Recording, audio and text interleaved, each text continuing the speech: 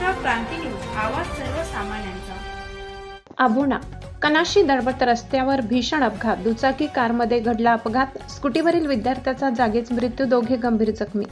कळवण तालुक्यातील कनाशी दळवट रस्त्यावरील वेरूळ परिसरात सोमवारी सायंकाळी झालेल्या भीषण रस्ते अपघातात एका विद्यार्थ्याचा जागीच मृत्यू झालाय, तर अन्य 2 विद्यार्थी गंभीर जखमी झाले। या दुर्दैवी घटनेमुळे वेरूळसह संपूर्ण परिसरात शोककळा पसरली आहे।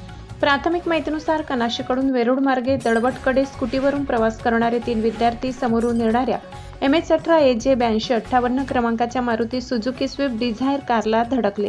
धडक इतकी भीषण होती की स्कूटीवरील 3ही विद्यार्थी गंभीर जखमी झाले। या अपघातात हेमराज परसराम गावी त्या विद्यार्थ्याचा घटनास्थळी दुर्दैवी मृत्यू झालाय, तर अन्य 2 विद्यार्थी गंभीर जखमी झाले असून त्यांच्यावर शासकीय रुग्णालयात उपचार सुरू असल्याची प्राथमिक माहिती मिळाली आहे।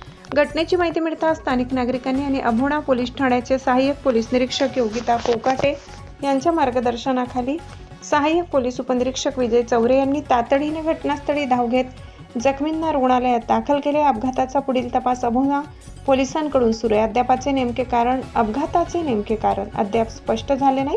दरम्यान रस्त्यावरील खड्ड्यांमुळे हा अपघात झाल्याची परिसरात चर्चा सुरू आहे। मात्र या दाव्याला अद्याप पोलीस प्रशासन किंवा संबंधित यंत्रणेकडून अधिक दुजोरा देण्यात आलेला नाही। या हृदयद्रावक घटनेमुळे वेरूळ व परिसरात हळहळ व्यक्त होत असून मृत विद्यार्थ्यांच्या कुटुंबावर दुःखाचा डोंगर कोसळलाय। महाराष्ट्र क्रांती न्यूजसाठी वृत्त संकलन विभाग, अभोणा, कळवण।